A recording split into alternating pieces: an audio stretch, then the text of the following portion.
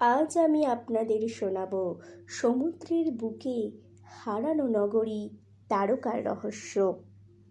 তারকা, যেখানে সময় থেমে গিয়েছিল, যে শহরের নাম শুনলেই ইতিহাস আর বিশ্বাস একসাথে মিশে যায়, যে শহরকে স্বয়ং শ্রীকৃষ্ণ নিজের হাতে গড়েছিলেন আর যার শেষ লিখেছিল সময়ের আগেই, সেই শহরের নাম দ্বারকা।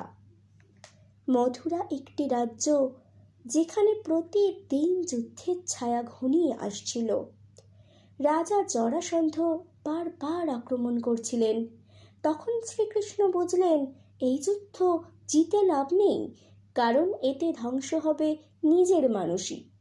তাই তিনি যুদ্ধক্ষেত্র ছেড়ে পালালেন না, তিনি বেছে নিলেন একটা নতুন পথ। শাস্ত্রে বলা হয়েছে, শ্রীকৃষ্ণ সমুদ্রের কাছে আশ্রয় চাইলেন আর সমুদ্র দেবতাও তাকে স্থান দিলেন। সেইখানেই গড়ে উঠল এক নতুন নগরী, নাম তার দ্বারকা। এই শহর ছিল সুরক্ষিত, পরিকল্পিত এবং আক্রমণের বাইরে। এটাই ছিল যাদবদের নতুন আশ্রয়। দ্বারকায় জীবন ছিল শৃঙ্খলাবদ্ধ। শ্রীকৃষ্ণ শুধু একজন রাজাই ছিলেন না, তিনি ছিলেন পথপ্রদর্শক। ন্যায়, ধর্ম আর কর্তব্য, এই তিন স্তম্ভের ওপর দাঁড়িয়েছিল পুরো নগরী। বাইরের পৃথিবীতে যুদ্ধ চললেও দ্বারকার ভিতরে ছিল স্থিরতা। কিন্তু সময়ের সাথে সাথে সব কিছু বদলাতে শুরু করলো।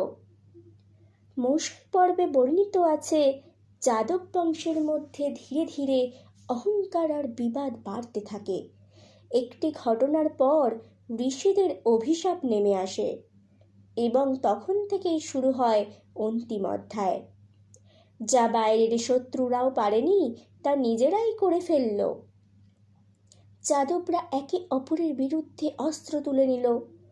কেউ বাঁচল না, কেউ জিতল না, শুধু ধ্বংস রয়ে গেল।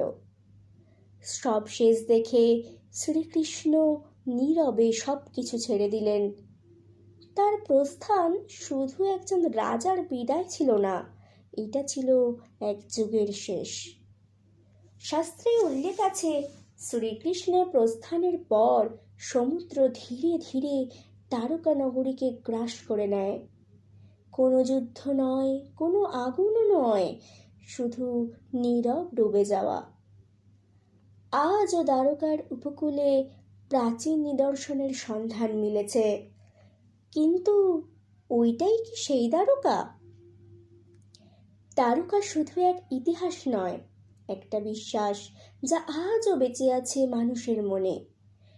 কিছু শহর ধ্বংস হয় না, তারা শুধু সময়ের আড়ালে লুকিয়ে যায়।